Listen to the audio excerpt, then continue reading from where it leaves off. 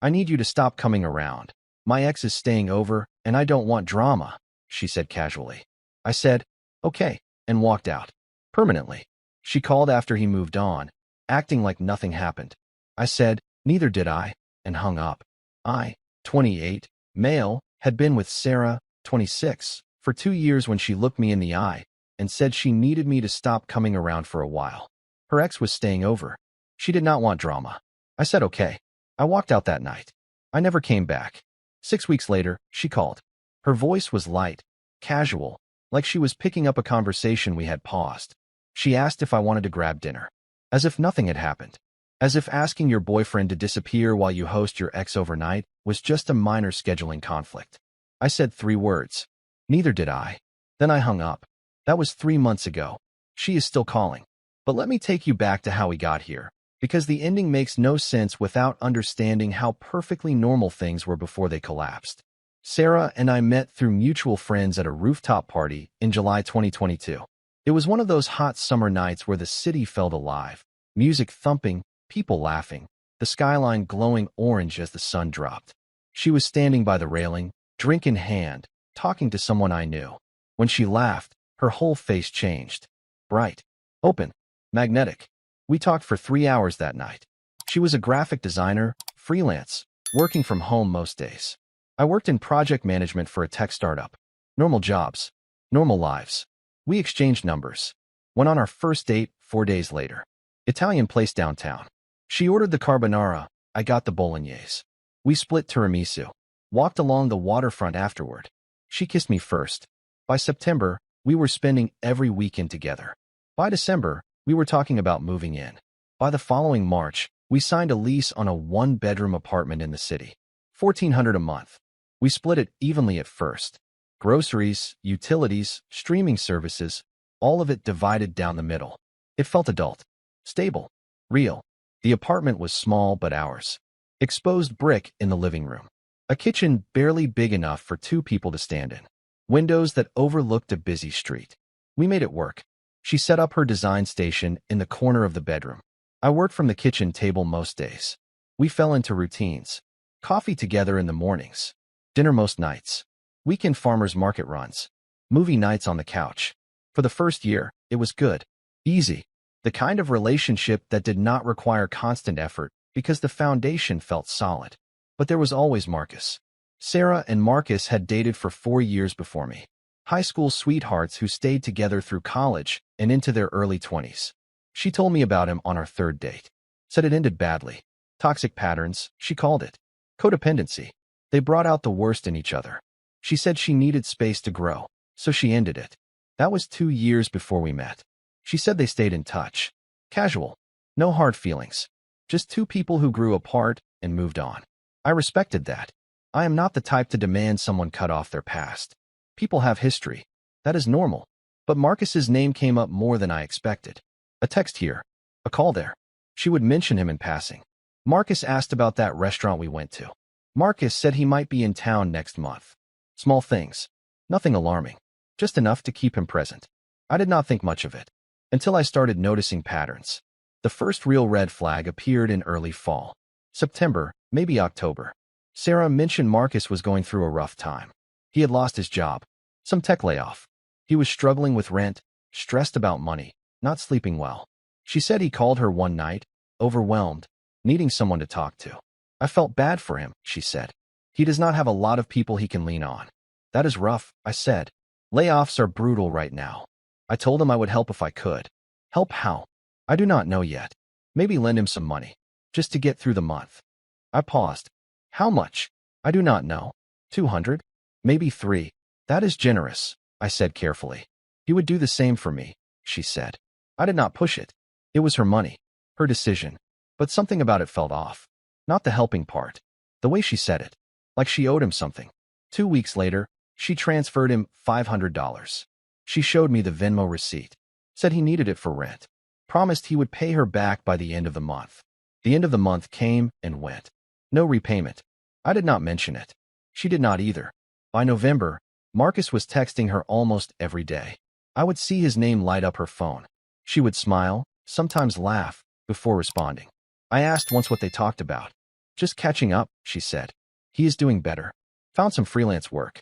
Still looking for something full-time. That is good, I said. Yeah, he is really trying. The texts kept coming. Morning, afternoon, late at night. She started angling her phone away when I walked into the room. Not dramatically, just a small shift. Enough that I could not see the screen. One night, I came home from work around 7:30. Sarah was on the couch, phone in hand, grinning at something. I dropped my bag by the door. What is so funny? I asked.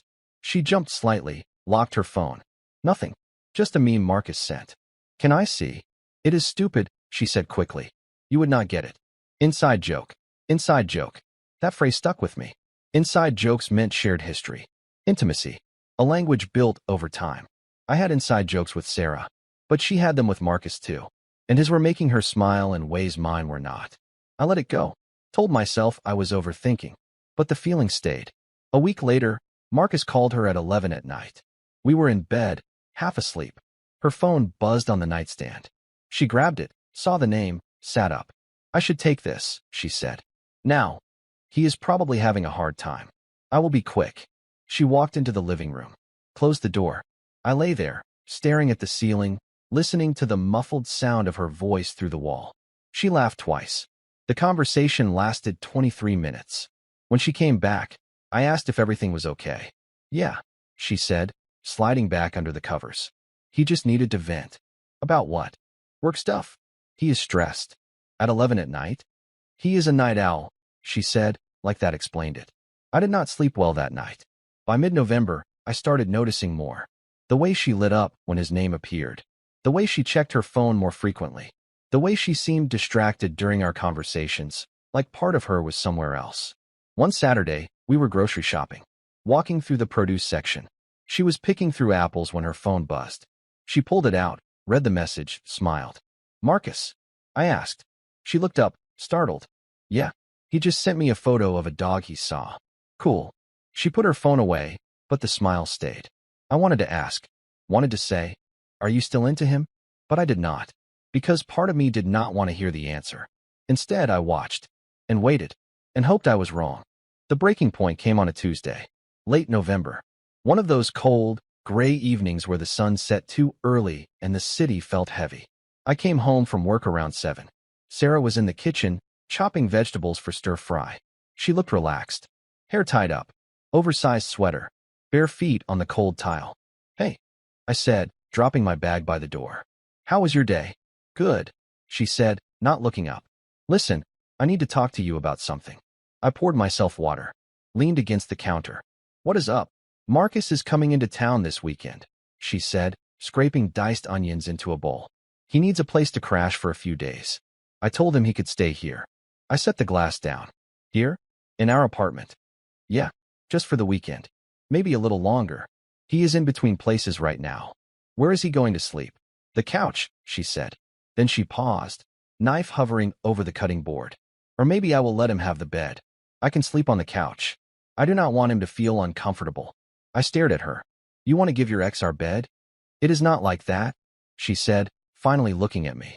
He is going through a lot. I just want to help. Sarah, he is your ex-boyfriend. You are asking him to stay in our home. In our bed. I knew you would make this weird, she said, her voice tightening.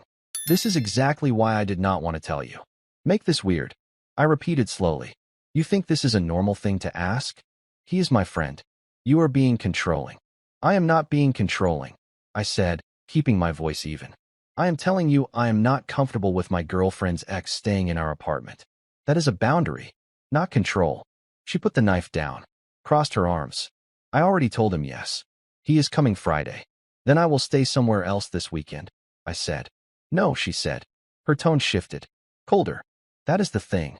I need you to not come around at all. For a while. The words landed like ice water. What? Marcus is dealing with a lot of stress right now. Seeing you here, knowing I moved on, it is going to make things harder for him. I do not want drama. So I need you to just give us some space. Until he gets settled. I stood there. Silent. Processing. The hum of the refrigerator. The distant sound of traffic below. My own heartbeat loud in my ears. You are asking me, I said slowly, to leave our apartment so your ex-boyfriend can stay here. Without me. Because seeing me will upset him. Just for a little bit, she said, like it was the most reasonable thing in the world. A week. Maybe 2. I will text you when things calm down. I nodded once. Twice. Okay. Her shoulders dropped. Relief flooded her face. Thank you. I knew you would understand. I need to grab some things, I said. I walked into the bedroom, pulled a duffel bag from the closet, packed methodically. Clothes, toiletries, laptop, charger, phone cord, my watch from the nightstand, the book I was reading.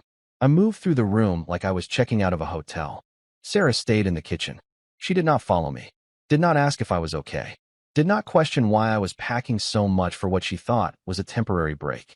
When I came back out, bag over my shoulder, she was plating the stir-fry. 2 plates.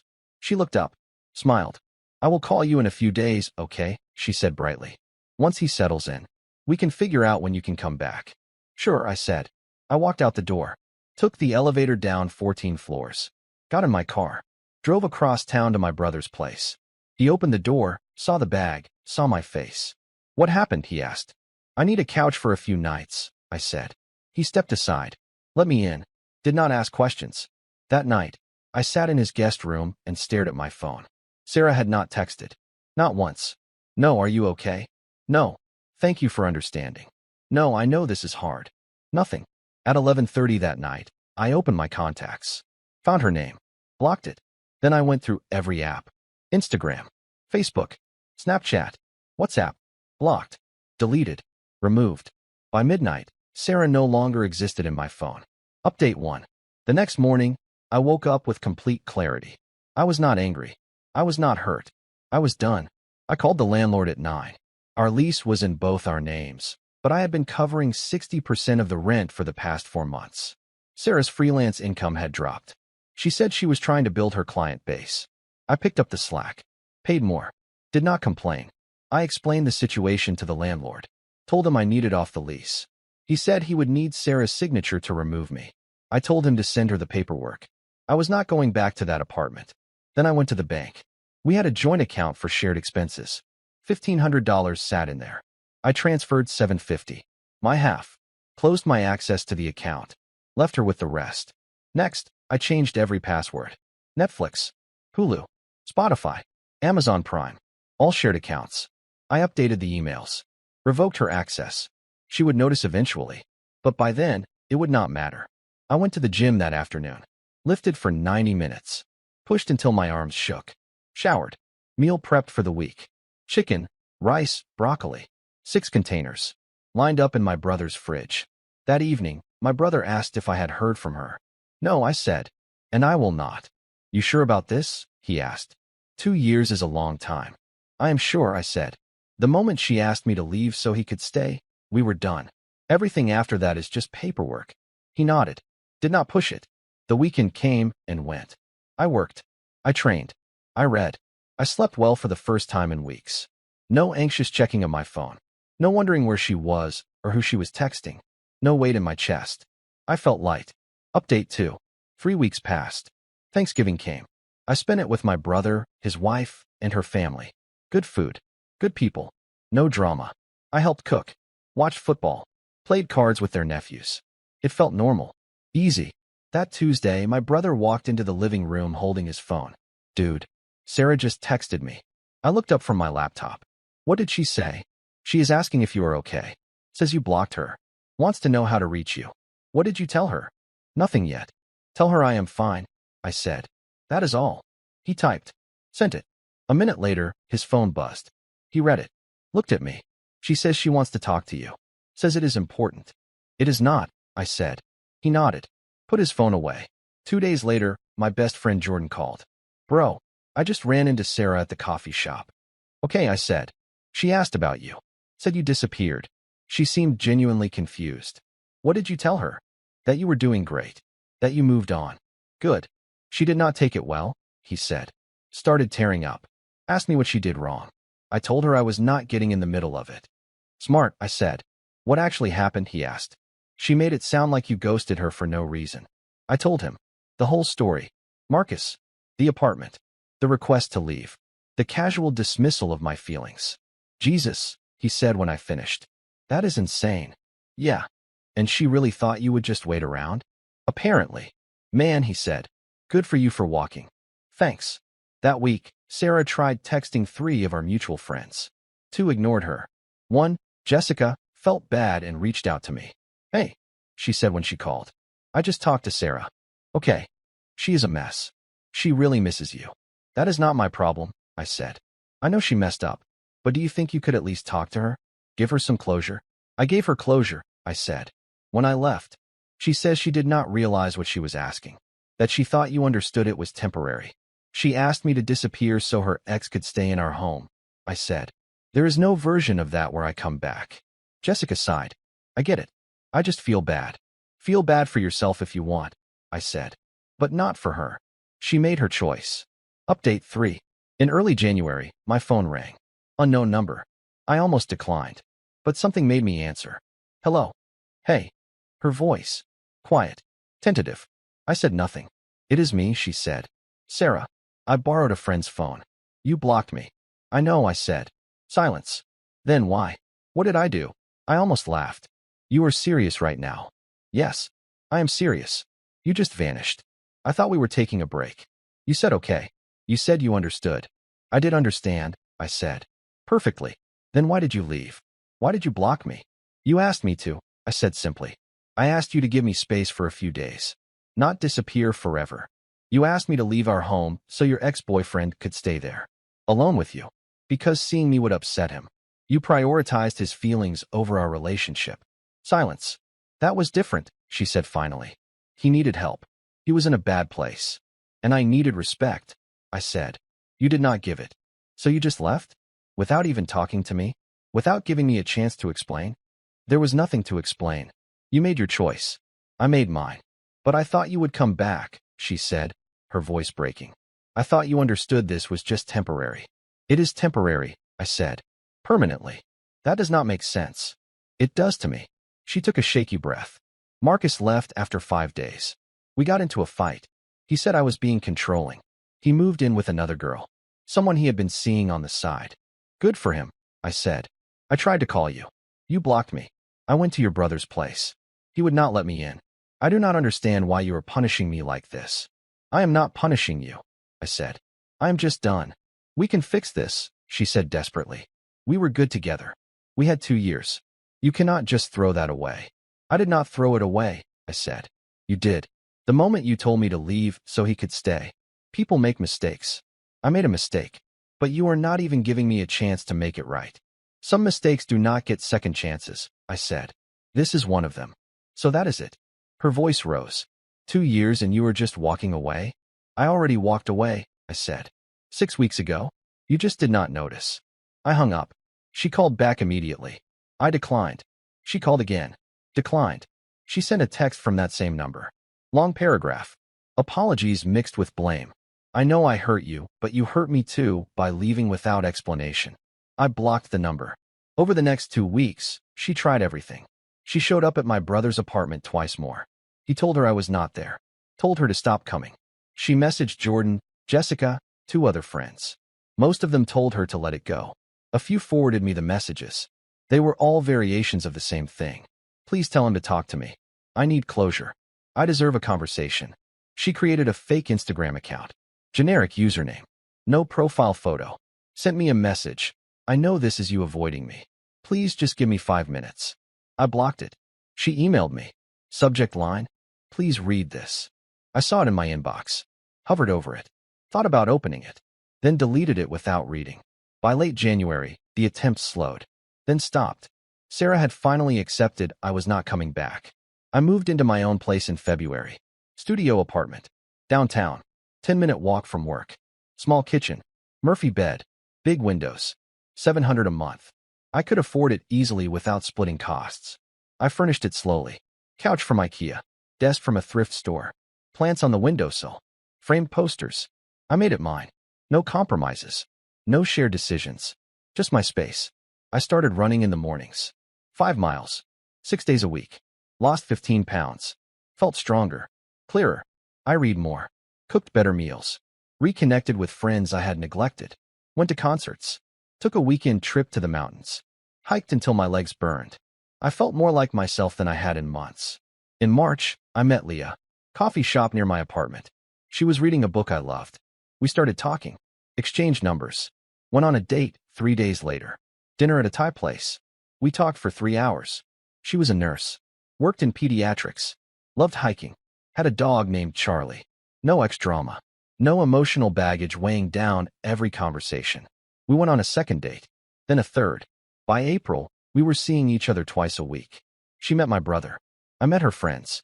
Everything felt easy. Natural. No games. No guessing. Just two people enjoying each other. One evening, we were having dinner at my place. I made pasta. She brought wine. We ate on the couch, plates balanced on our knees, some documentary playing in the background. "Can I ask you something?" she said. "Sure.